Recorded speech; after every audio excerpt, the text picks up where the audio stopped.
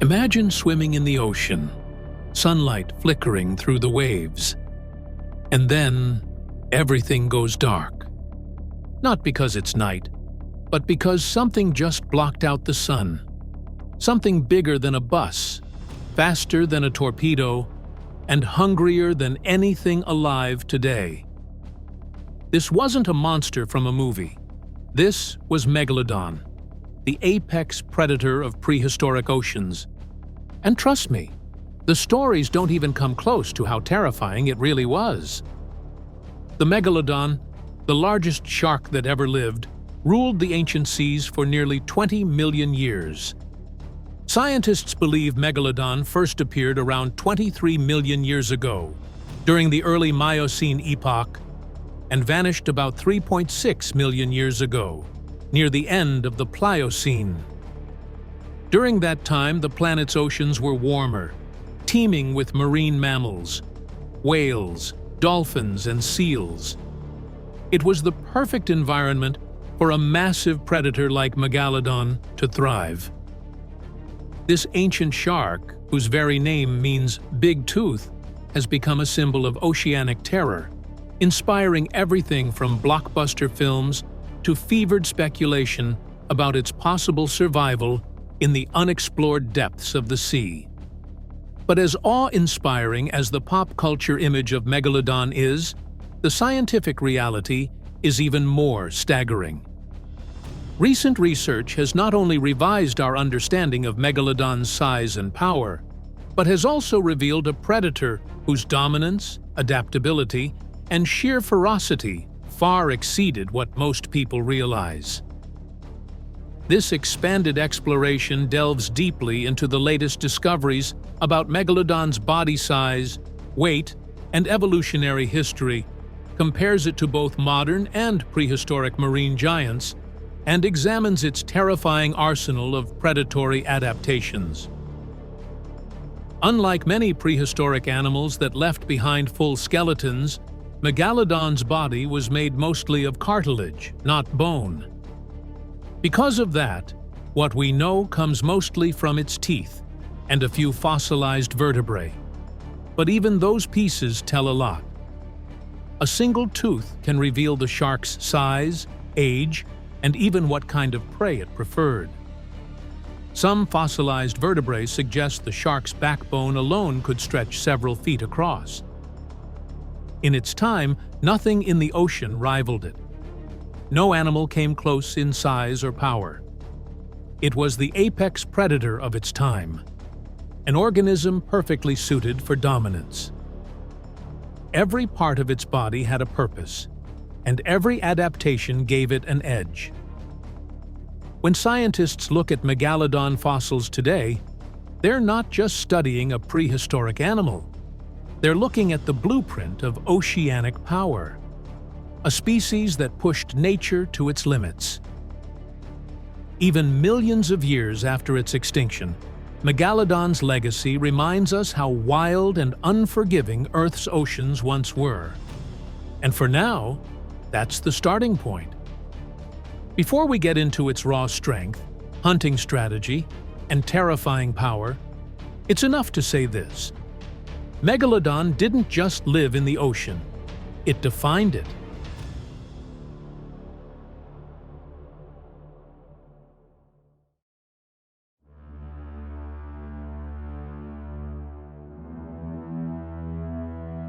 When we talk about big sharks today, most people think of the great white shark, which can reach around 20 feet long.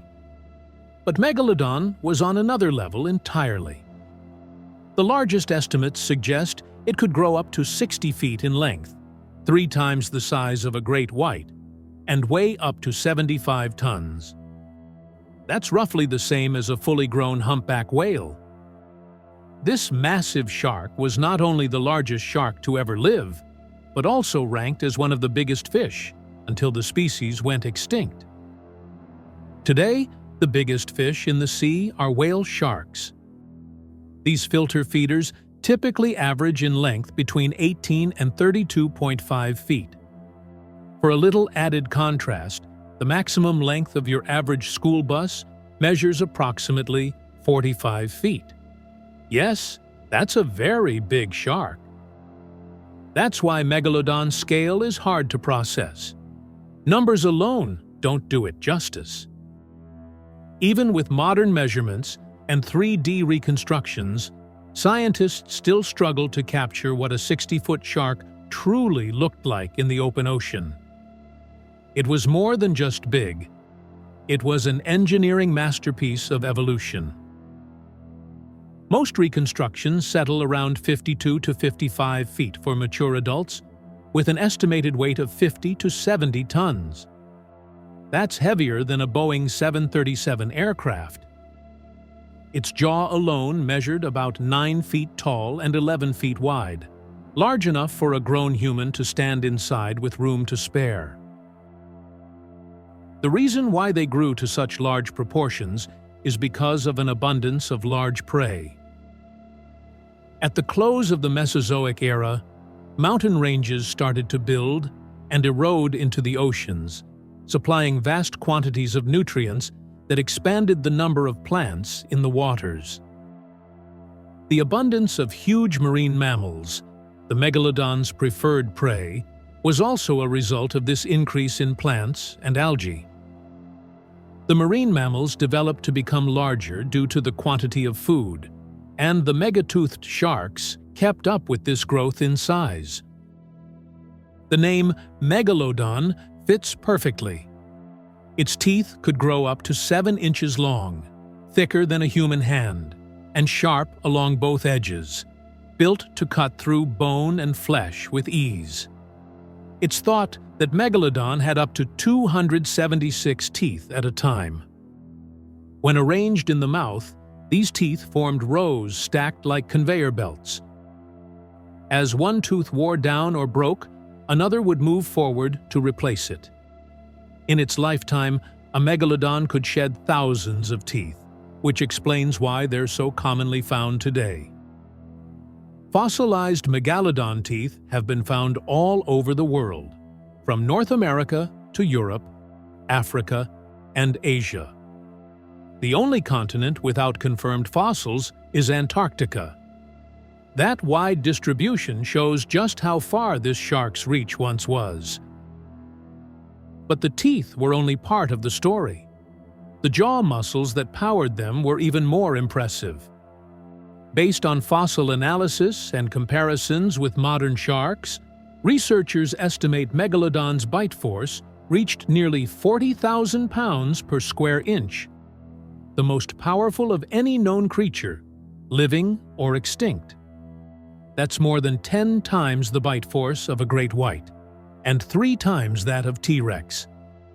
That kind of pressure could crush a small car, split whale bones, or bite through thick cartilage in a single motion. Its mouth wasn't designed to nibble or test. It was designed to destroy. Fossilized whale bones found near megalodon teeth show bite marks concentrated near the chest and fin areas. These were critical strike zones. A single bite in the right place could shatter ribs and puncture lungs, ending the struggle within seconds. This level of precision suggests that Megalodon wasn't just strong, it was strategic. The shark's body proportions also reveal much about its raw power.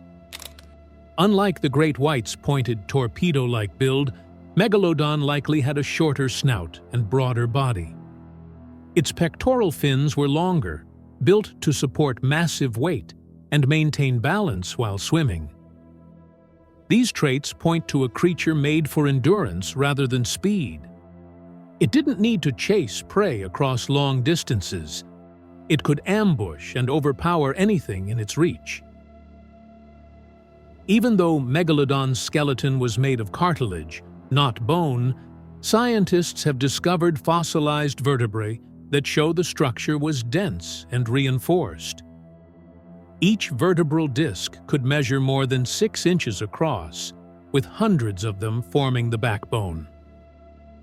This reinforced spine helped stabilize the body under extreme stress, especially during high-speed lunges, or when twisting large prey. To move all that mass, Megalodon's musculature had to be exceptional. Based on comparisons with large modern sharks, its caudal fin, the tail was likely broad and crescent-shaped, providing massive thrust with each stroke. Its swimming speed is estimated to have reached around 11 miles per hour, which doesn't sound fast until you consider that it was moving a 60-ton body. That's the same relative energy efficiency as a great white, traveling at 3 times its size. One of the most telling pieces of evidence for its dominance comes from the fossil distribution. Megalodon remains have been discovered on every continent except Antarctica, in rock layers dating from 23 to 3.6 million years old. These fossils were found in marine sediments that once covered warm coastal waters, the same regions rich in large whales and marine mammals. The global spread suggests that Megalodon wasn't a rare predator confined to one area. It was a global species that thrived anywhere warm-blooded prey existed. And it wasn't just the teeth and bones. Scientists have even discovered fossilized feces, known as coprolites, linked to Megalodon.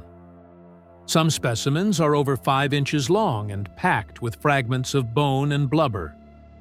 These fossils offer direct evidence of diet and digestion, confirming that Megalodon consumed large marine mammals.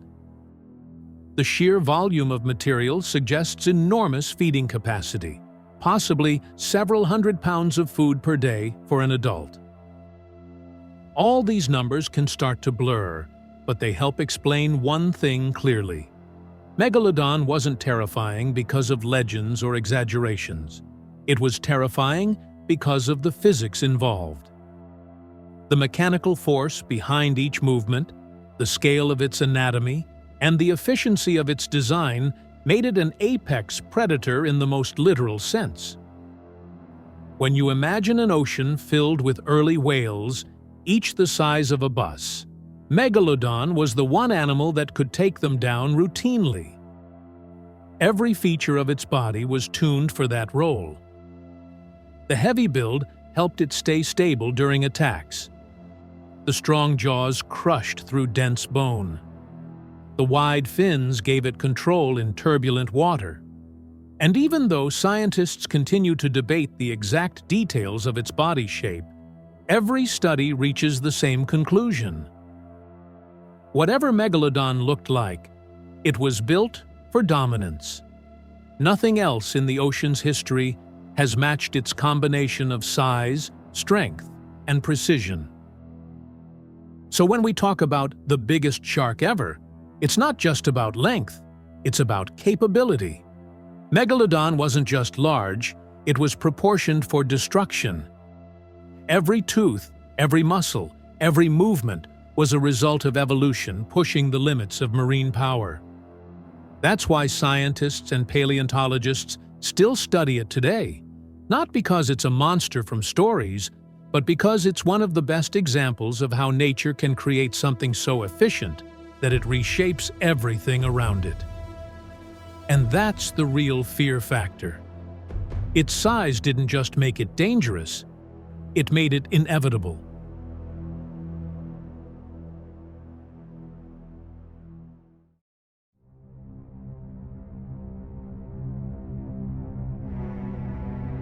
Size alone doesn't make a predator great. It helps, but it's not enough. What made Megalodon truly terrifying wasn't just its length or weight, it was how well its body was adapted for hunting and survival. The oceans of the Miocene and Pliocene were full of massive creatures. Early whales grew longer and heavier than today's species. Giant turtles, sea cows, and large fish filled the waters. To stay at the top of that food chain, Megalodon had to be more than just big. It needed precision, endurance, and control. This design helped balance its weight, especially during sharp turns or sudden accelerations. Without that control, its size would have been a disadvantage. But Megalodon's body design solved that problem. It was a master of controlled power. Then there was the jaw structure. Most sharks rely on quick bites and tearing motions, but Megalodon's jaw was built differently. A Megalodon's mouth could open to a width of 2 to 3.4 meters, wide enough to swallow 2 adult humans side by side. This immense size allowed it to tackle large prey like whales. It was compact, yet reinforced, allowing it to open wide and clamp down with unmatched force. The placement of its muscles shows that its bite wasn't just strong, it was sustained. It could hold onto prey, crush through dense bone, and not lose its grip. That kind of strength means it didn't just rely on speed or surprise. It could overpower anything it caught. Another hidden weapon was its thermoregulation, the ability to maintain a higher body temperature than the surrounding water. Like modern great whites and makos, Megalodon was likely partially warm-blooded or regionally endothermic. This gave it a big edge over most cold-blooded marine animals. It could move into cooler waters to chase prey that other predators couldn't reach. Its muscles stayed active and ready, even when the temperature dropped. That expanded its hunting range and made it more unpredictable. But the senses sealed the deal. Megalodon didn't rely on vision alone. It could smell blood from miles away. The same olfactory system that modern sharks use was likely far more sensitive in Megalodon. With a single drop of blood dispersed in the water, it could detect direction and distance. That's not a myth. It's basic shark biology, scaled up to unimaginable power. Then there's electroreception, a sense most marine animals don't have. Using special organs around its snout, Megalodon could detect the faint electric fields created by muscle movement in living creatures. That means it could locate prey even in murky water or total darkness. Combined with hearing tuned to low-frequency vibrations, it probably knew when large animals like whales were nearby long before they could see or hear it. Every adaptation worked toward one goal: efficiency in predation. Megalodon didn't need to chase blindly. It could sense, track, approach, and strike with precision. It was built for complete control over its environment. The skin also added to its survival. Like modern sharks, its body was covered with dermal denticles, tiny, tooth-like scales that reduced drag and noise as it swam. This design made its massive body more hydrodynamic, saving energy and keeping it stealthy despite its size. In hunting, that mattered. Large prey could sense vibrations in the water, but Megalodon's streamlined body minimized those signals, giving it the element of surprise. Its reproductive strategy may have also reflected its dominance. While no direct fossil evidence exists of Megalodon pups, scientists assume they behaved like modern sharks, giving birth to live young in shallow nursery areas. These protected zones allowed the young to grow safely away from open ocean predators. Given the shark's size and metabolism, newborn megalodons might have been 20 feet long at birth, already the size of an adult great white. That's a clear survival advantage. Another overlooked strength was its energy storage. A massive body like that required enormous amounts of food, but Megalodon's large liver, much like modern sharks, likely stored fat reserves to sustain it between hunts. This allowed it to travel long distances without constant feeding. It could cross oceans, follow migration routes, and wait patiently for the right opportunity. Now, strength in the ocean isn't just about power.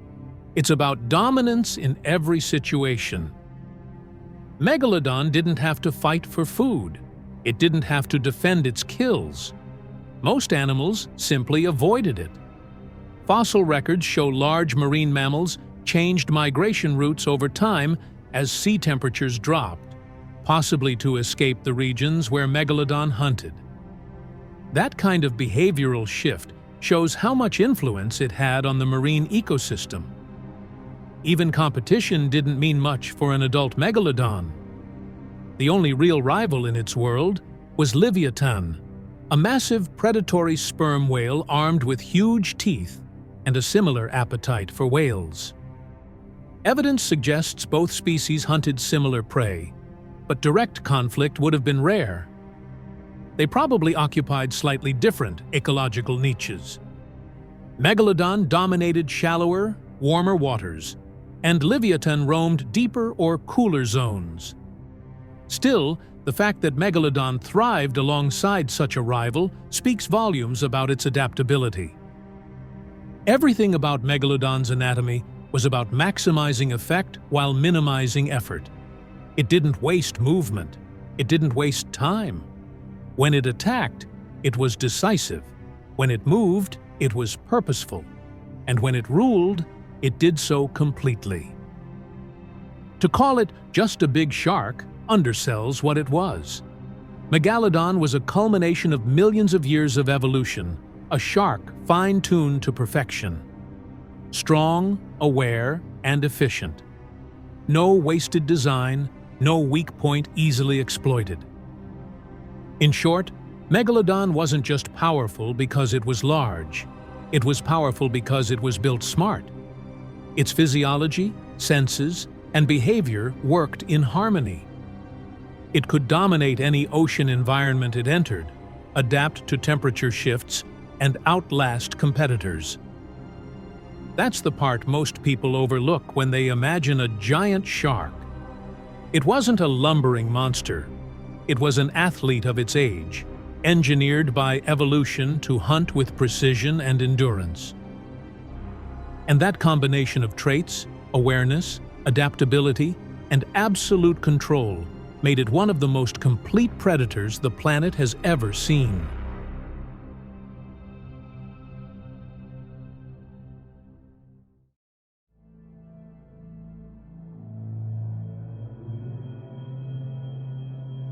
If Megalodon's size and strength made it the king of the oceans, its diet showed why it deserved the crown.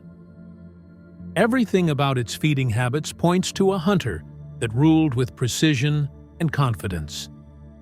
It didn't scavenge, it hunted, and it did it efficiently.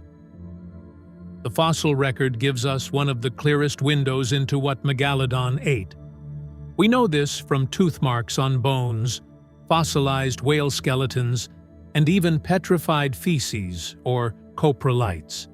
These remains show clear evidence of what this shark fed on, how it attacked, and the kind of prey it preferred. Let's start with the obvious. Whales were its main course. During the Miocene and Pliocene epochs, early whales, known as cetotheriids, and other large marine mammals were abundant. Many were smaller than modern baleen whales, ranging from 20 to 30 feet long, the perfect size for a 50-foot shark. As we discussed above, fossilized whale bones from this period often show deep bite marks that match the spacing and pattern of Megalodon teeth. These aren't random scratches. They're strategic bites aimed at vital spots near the chest cavity, fins, or backbone places that would quickly immobilize prey.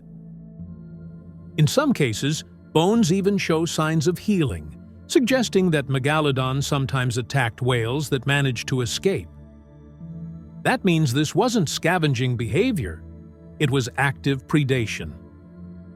The shark targeted living swimming animals. It likely used a strike-and-wait strategy, much like modern great whites do with seals. A Megalodon would approach from below or behind, hit hard, and then back off while its prey weakened or bled out. This method was energy efficient and low risk. Once the prey was immobile, the shark would move in for the kill.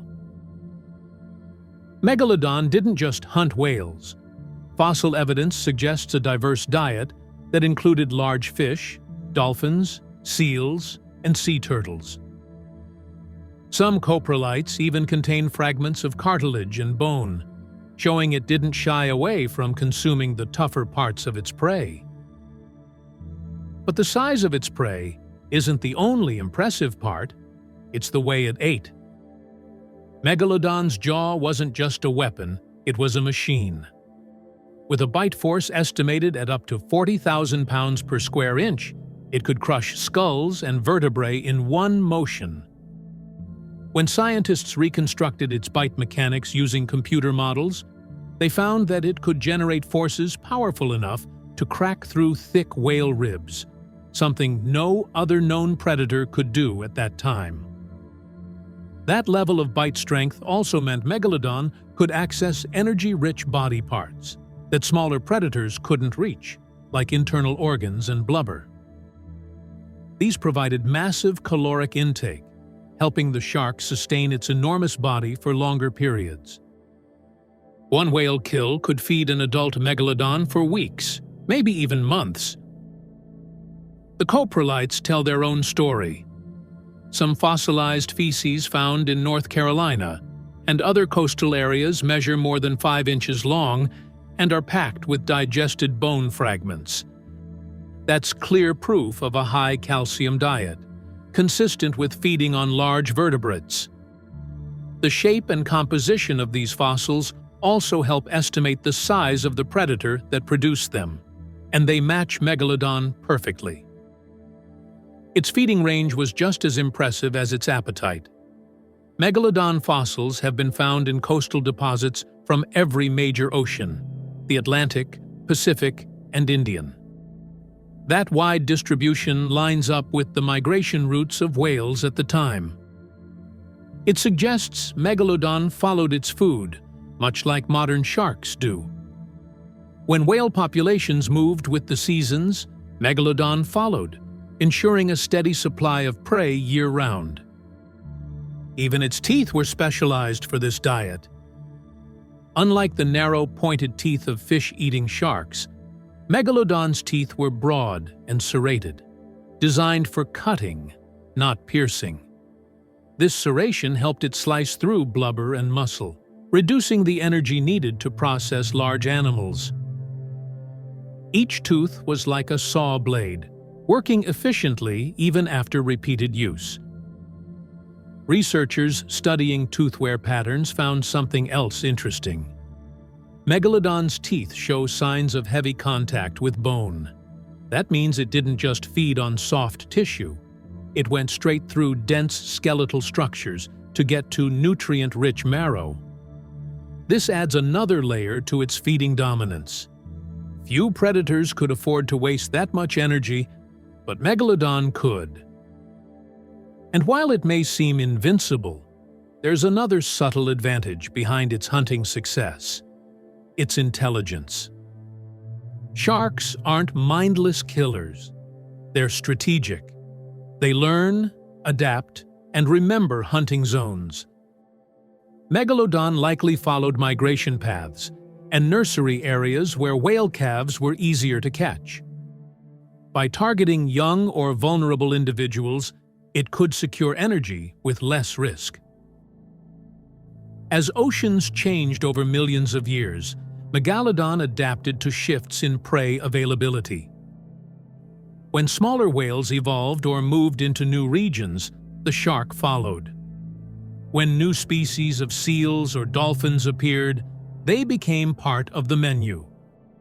This flexibility is part of what kept Megalodon dominant for nearly 20 million years. But even the best hunter has limits.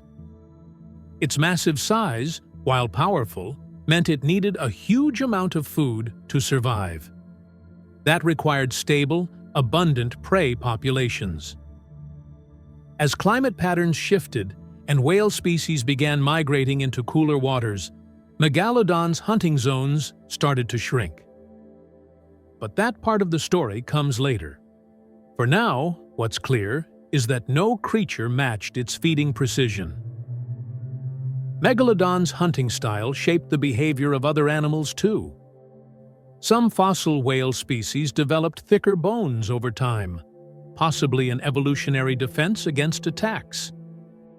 Others changed migration patterns or nursery locations. That kind of ecosystem-wide influence only happens when one predator dominates completely. Everything about its diet and hunting shows one thing: efficiency. It didn't waste effort. It didn't rely on luck. It was planned and executed, built to extract the maximum reward from every kill. Even now, millions of years later, the evidence still speaks of fossilized teeth, scarred bones, and preserved coprolites. Together, they paint a clear picture of a predator that redefined what it meant to rule the sea.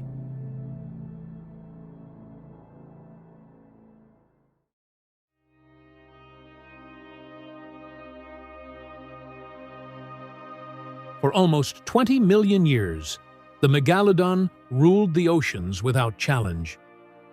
But even apex predators have limits. The same forces that helped it rise warm seas, rich prey, and vast migration routes eventually turned against it.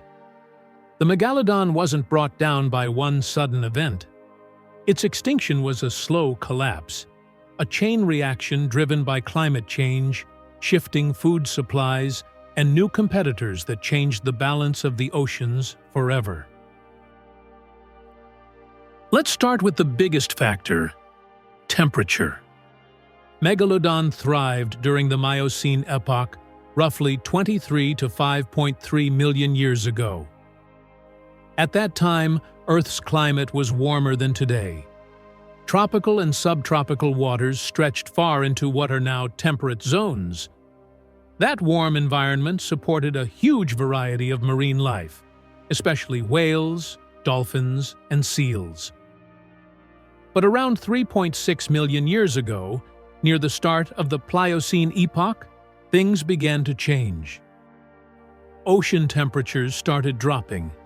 The polar ice caps expanded.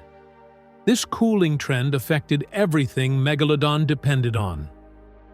Many of its preferred prey species, warm water whales and large marine mammals, began migrating toward colder polar regions, where Megalodon's massive body struggled to survive.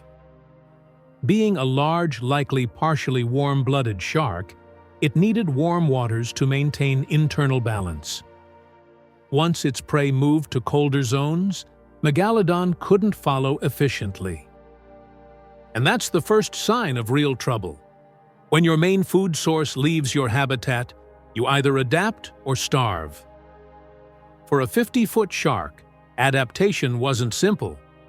Its enormous energy needs meant it couldn't just switch to smaller fish or slower prey. There wasn't enough nutrition in them to sustain that size. The second blow came from new competition. During the same period, a giant predator appeared. Livyatan melville, sometimes called the killer sperm whale. It was a massive toothed whale, about 50 feet long, armed with teeth nearly as big as megalodons. Fossil evidence suggests Livyatan hunted similar prey, large whales and marine mammals. This overlap created direct competition for food. Unlike Megalodon, Livyatan could handle colder waters and had advantages in intelligence and social hunting behavior. If it hunted in pods, as modern sperm whales do, it could overwhelm even the largest individual sharks. This doesn't mean Megalodon and Livyatan constantly fought. There's no clear fossil record of direct battles. But their shared diet likely caused conflict.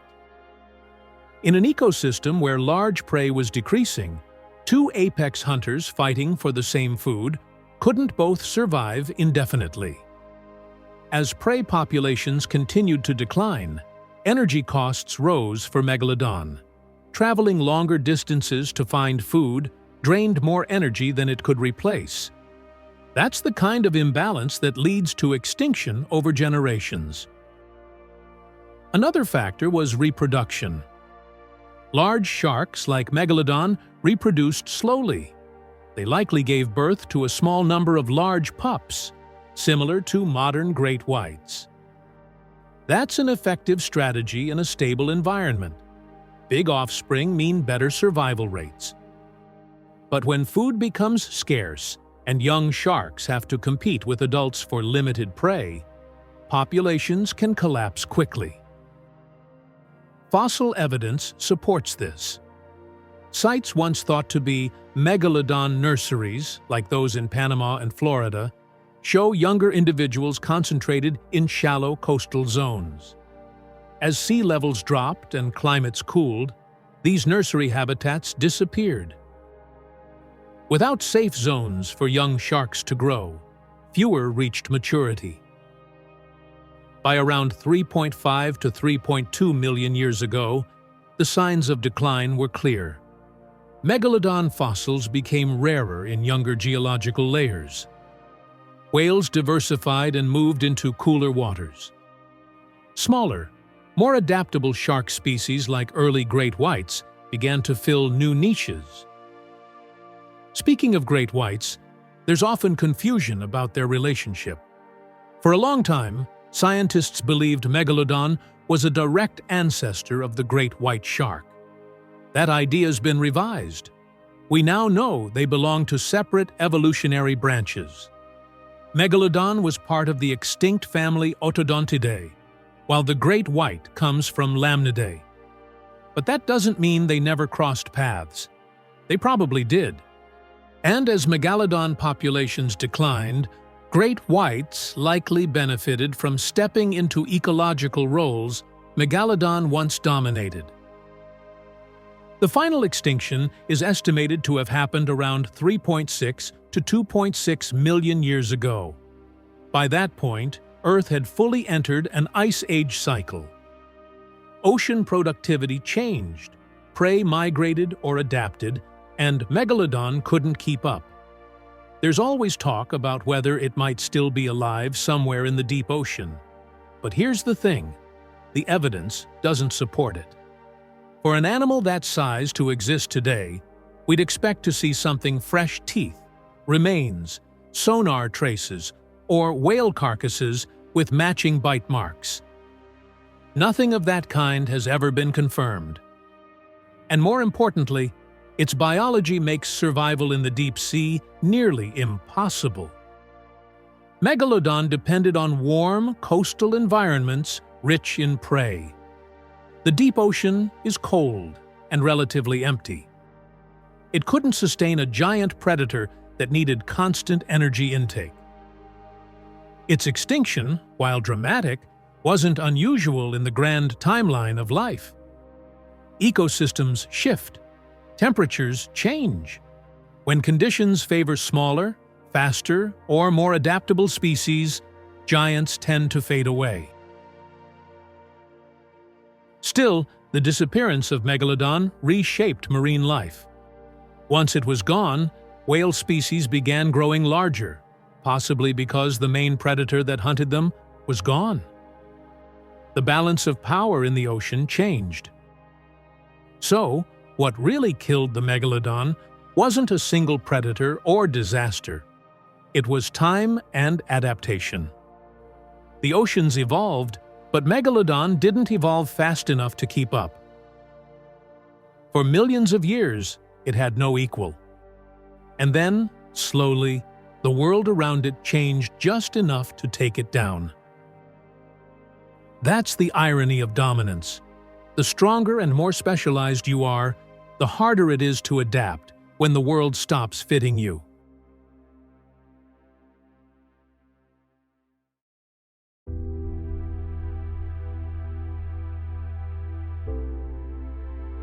After ruling the oceans for millions of years, the Megalodon disappeared, leaving behind only teeth, vertebrae, and questions. But what remains tells us plenty. It shows how a creature can dominate an entire planet's oceans, and what happens when even the strongest fail to adapt. Based on growth rings in fossilized vertebrae, Similar to the way tree rings record years, scientists estimate that Megalodon lived roughly 60 to 100 years. That's long for a shark, but it makes sense given its massive size and slow growth rate. Young megalodons didn't start as giants. They probably measured around 6 to 10 feet at birth, already the size of an adult great white shark. That tells us something about its reproductive strategy. It invested heavily in fewer, larger offspring rather than producing hundreds of small ones. Those large pups were born strong, capable of hunting small fish or other sharks soon after birth. Fossil evidence from ancient nursery sites in shallow, warm coastal areas supports this idea. The young likely stayed there until they were big enough to avoid being hunted. Even though Megalodon was the ocean's apex predator, its juveniles weren't invincible. Other large sharks could have been a threat.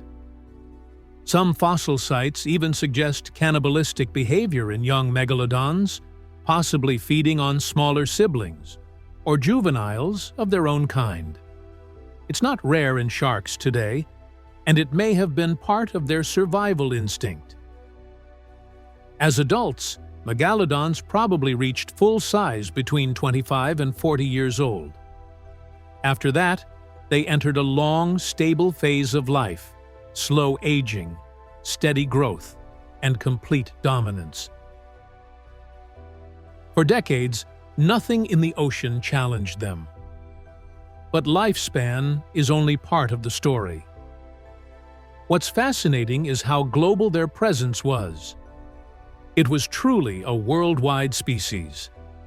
Its reach followed the migration of its prey, and its fossils help scientists map ancient ocean routes that don't exist anymore. For example, teeth found in Panama and South Carolina suggest that those were once shallow tropical waters, ideal for raising young. Teeth in Europe and Japan tell of open ocean hunting grounds. And the abundance of fossils shows that Megalodon was not rare. It was widespread and successful for millions of years. It owned the seas. Even its teeth continue to tell stories. Some are found in perfect condition, showing how frequently it replaced. Like modern sharks, Megalodon continuously shed teeth throughout its life, possibly tens of thousands over a lifetime. Every lost tooth became a fossil waiting to be discovered. That's why we've found so many today. And these fossils helped scientists reconstruct its evolutionary role. Before Megalodon, the ocean's apex predators were marine reptiles, mosasaurs and pliosaurs during the Cretaceous period. After the dinosaurs vanished, sharks took their place. Megalodon became the peak of that lineage, the largest carnivorous fish ever known. Its reign marked the height of shark evolution in terms of size and power. But what's more revealing is what came after. When Megalodon disappeared, the entire marine food web shifted. Large whales, once common prey, began to thrive and diversify. Over time, they grew even larger, possibly because the main predator that limited their numbers was gone. That's why modern blue whales can reach 100 feet, double the length of Megalodon. Without it, marine mammals faced fewer threats at the top of the chain. This kind of ecological impact is rare. It shows how one species can shape the evolution of many others even after it's gone. The Megalodon's extinction opened new ecological spaces for smaller sharks, toothed whales, and other predators. It rebalanced the entire ocean. From a scientific perspective, studying Megalodon has taught us how apex predators evolve and disappear. Its story isn't just about power, it's about limits. The Megalodon adapted perfectly to a warm, prey-rich world. But when that world changed, its specialization became a weakness. That's a pattern seen again and again in Earth's history. The more dominant a species becomes, the more fragile it can be when the environment shifts. It's also a reminder of how much climate shapes life. The cooling oceans that ended Megalodon's era didn't just remove one predator, they transformed the ocean's entire structure. New migration routes formed, new species adapted, and others vanished. Megalodon's extinction is one of the clearest examples of how global climate change can collapse even the most powerful species. There's also a cultural side to its legacy. Even though it's been extinct for over 3 million years, the Megalodon still fascinates people today. Part of that is its size. Those massive teeth are hard to ignore, but part of it is what it represents. The idea that something so massive, so dominant, could once have existed in the same oceans we swim in today. It reminds us that Earth's past was more extreme, more violent, and more complex than we often realize. And it's worth noting how much our understanding of Megalodon has changed. Decades ago, it was often pictured as a scaled-up great white. Now we know it wasn't. Its body was shorter and bulkier, its fins longer, its nose shorter. It belonged to a completely different family of sharks, Otodontidae, that evolved separately. Each new fossil discovery refines how we see it, turning speculation into science. Every line of evidence says it's gone. For an animal that size to remain hidden is impossible. It would need an enormous amount of food, a large breeding population, and access to coastal hunting zones, all of which would leave clear signs. And none have been found. Its extinction wasn't a mystery vanishing, it was a slow fade, written in the rocks and sediment. But even though it's gone, it still plays a role in modern science. By studying Megalodon's fossils, researchers learn about ancient climate shifts, migration routes, and evolutionary patterns. Its story gives clues about how future ocean predators might evolve, and how they might one day disappear if conditions change again. That's what makes its legacy powerful. It's not just about how big it was or how deadly, it's about what it shows us. That even the top of the food chain depends on balance. That climate and adaptation matter more than strength. That survival isn't about dominance, it's about flexibility. Megalodon's world was built for giants. Warm seas, abundant prey, steady temperatures. Everything worked in its favor.